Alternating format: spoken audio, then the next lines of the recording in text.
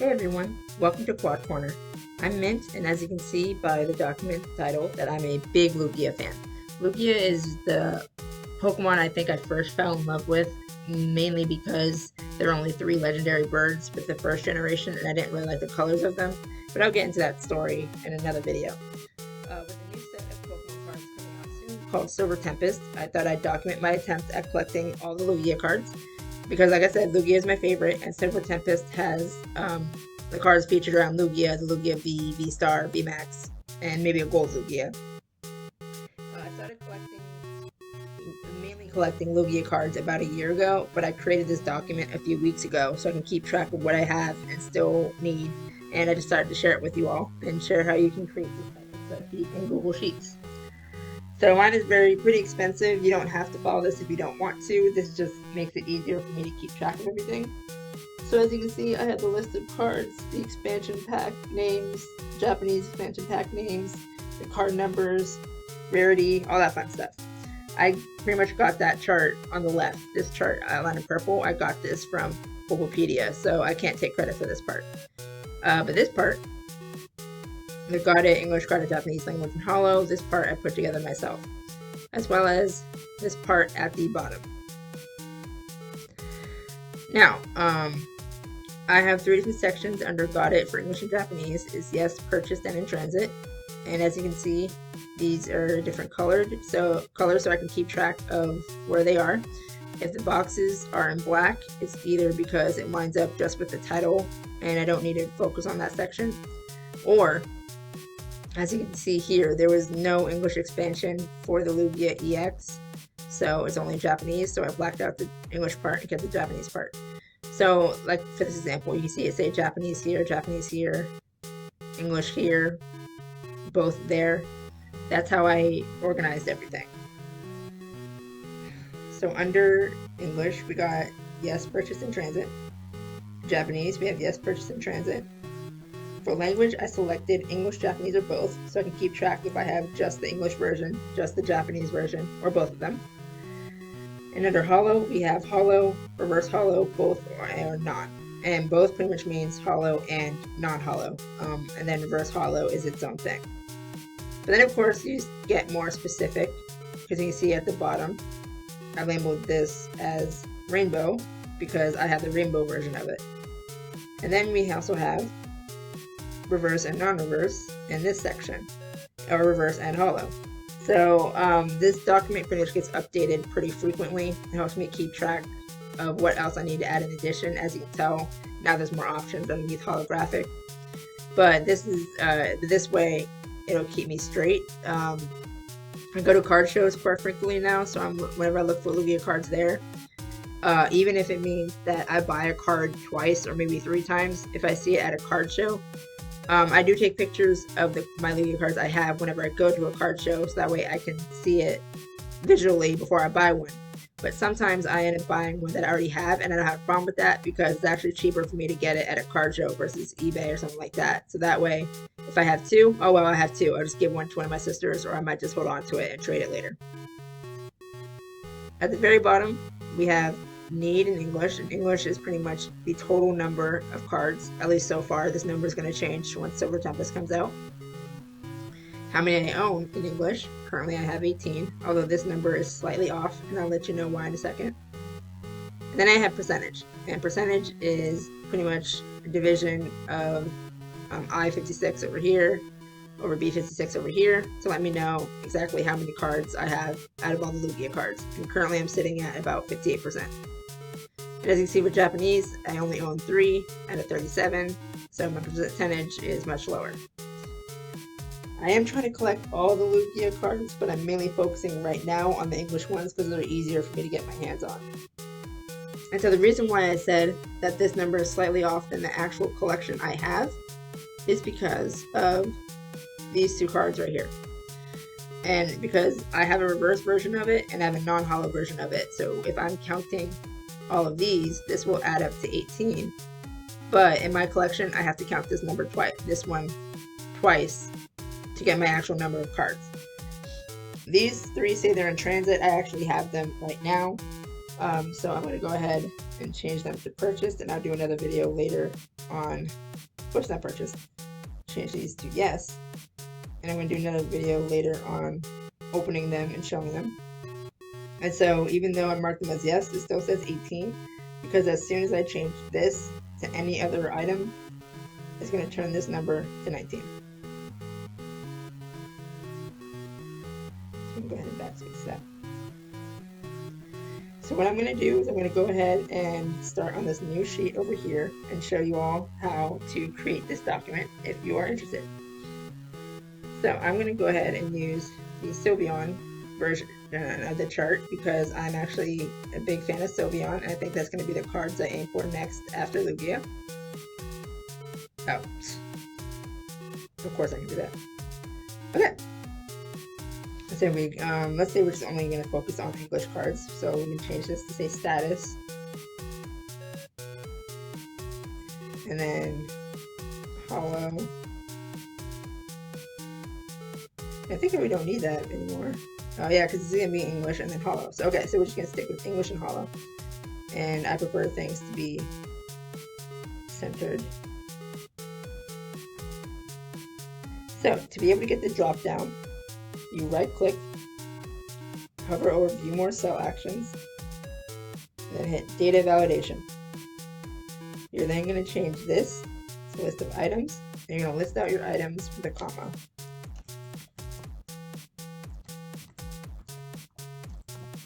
I'm adding in lost, like save got lost in the mail. If you hit save, whoops, I forgot to, oh, I put a period into the comma, so I'm going to fix that real quick.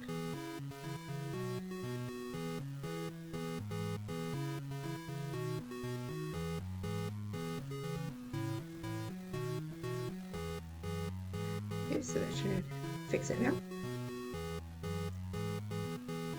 I'm going to leave that period there, it's fine. So if you want to do what I did on the other document and change the colors, all you got to do is go to same steps, view more cell actions, conditional formatting, say if text contains yes dot, as in if you actually have it, we'll put it green. Then we're going to change this and say text contains lost, we'll change that to red.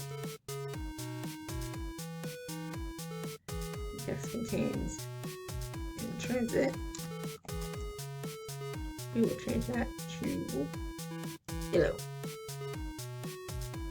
I'm going to say purchased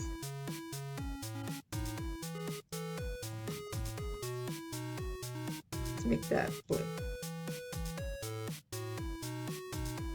So now, once you change it, it changes colors.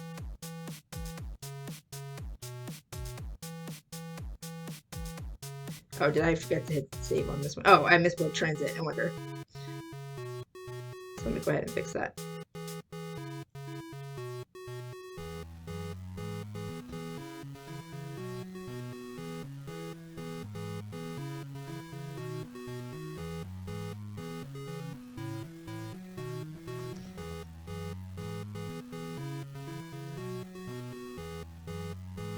Okay, so now that's updated. Let's go change the color again.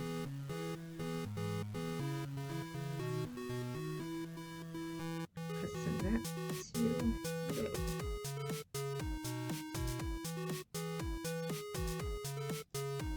Oh, you know what? It's because I typed it. It might not change that right now.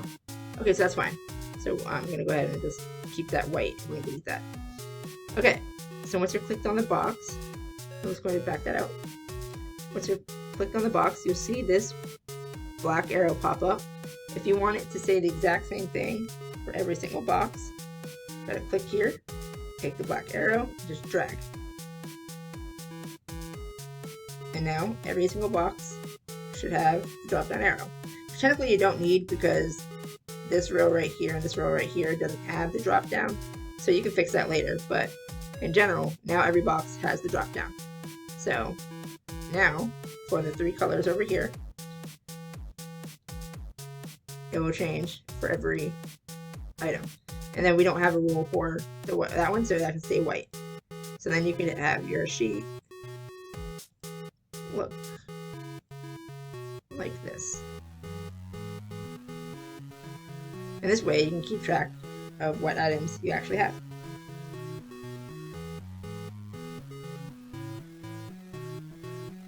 Now we can do the same thing for Holo.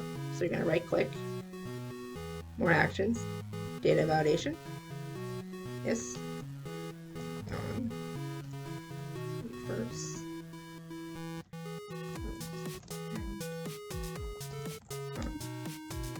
reverse, and Holo. Oh, I forgot about gold card. So rainbow and gold. Change that to list of items. So I gotta type that again. Okay.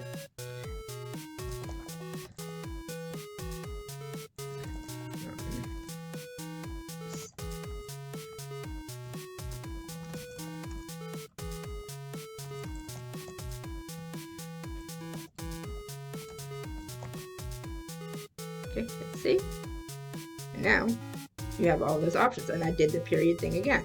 We're gonna keep it right there. And then you just scroll. And now each item has that option.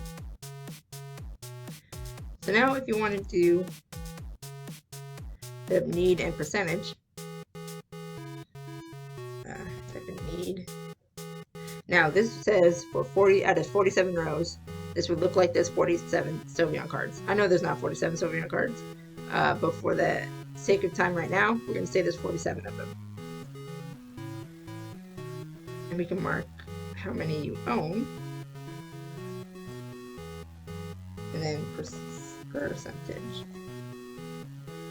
Okay, so as to be able to mark this to automatically update with whatever it is you change right here, you're going to double click, hit equals, count A, and then you're going to select each and every row.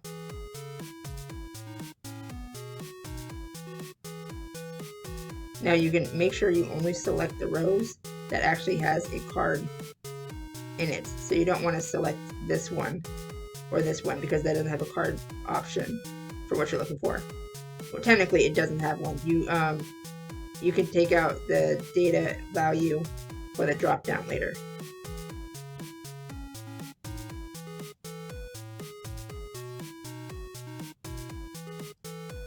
So how many is that? That's 1, 2, 3, 4, 5, 6, 7, 8, 10, 11, 12, 13, 14, 15, 16, 17, 18, 19, 20, 21, 22, 23, 24, 25, 26, 27, 28, 31, 32, 33, 34, 35. Okay, so it's 35 cards. So I might change that in a second. So when you're done, you'll do the last parentheses and hit enter. So we're going to change that to 35 because it's 35 cards. So now you see how it says 0. So then all you have to do is just change the status.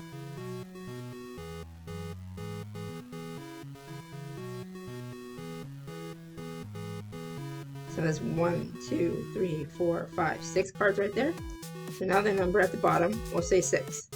Now the thing with this is that you have to be careful because no matter what you change this to, even if it means lost, as in you don't technically have this card, or in transit, no matter in purchase, no matter what you put here, that number will reflect right there. But as soon as you change it back to empty, that number will go back down to 5. So let's say, so as soon as you update that, so there's 1, 2, 3, now there's 4 cards. If you want to get a percentage out of this, you just hit equals sum.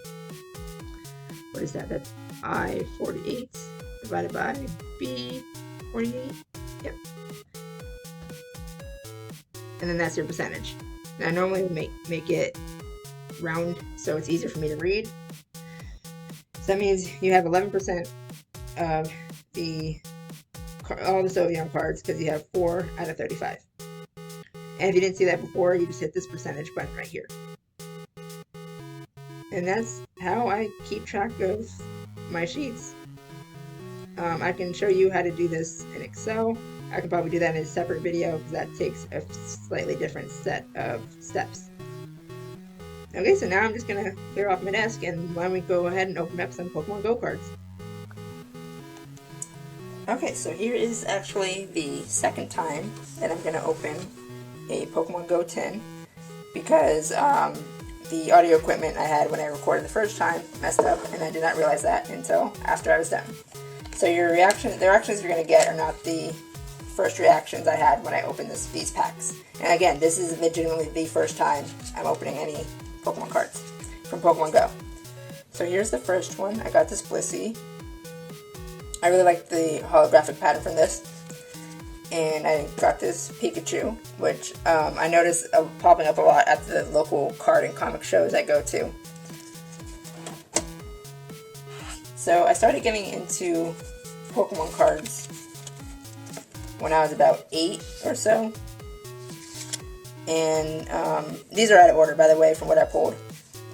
And when I was collecting around 8, I just originally collected all of the original 151.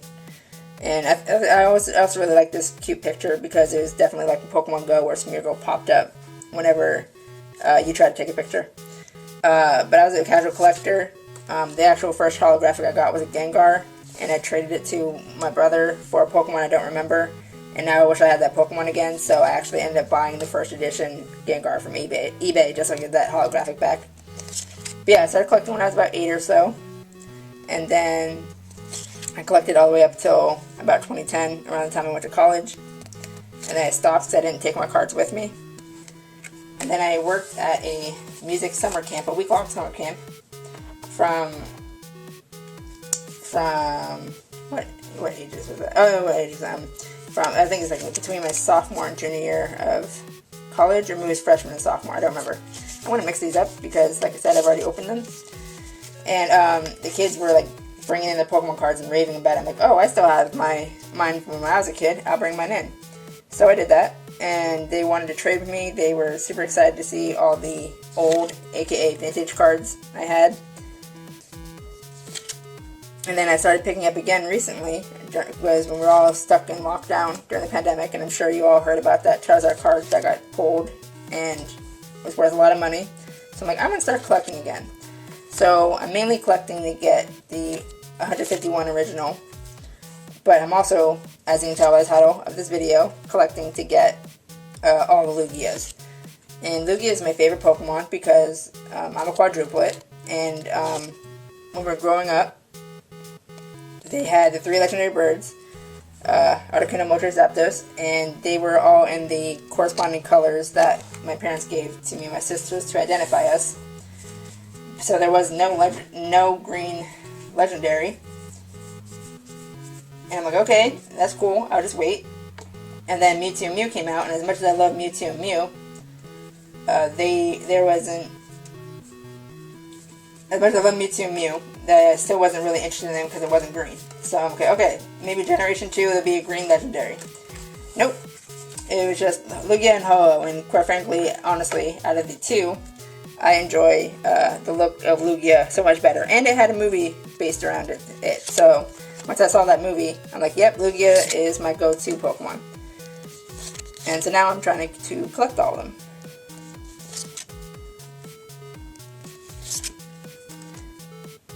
I think I actually already have this Articuno because I think I might have picked it up at a card show, but I was still excited to see it the first time I got it. Again, these are all out of order because I had already recorded opening these cards, so now I'm just showing y'all what I got. And this is, again, the first ever Pokemon Go tin I have ever opened. So, my first reaction when I got to this one card pull that is coming up, I was speechless for about 10 seconds. Like I was in the middle of a sentence and I stopped because I was super excited to get this card on my very first Pokemon Go tin. And I did not expect it. So again, I apologize my reactions aren't great because I already recorded my reactions and the audio messed up. But I hope you will continue to follow along as I try to chase all the Lugias. Thank you.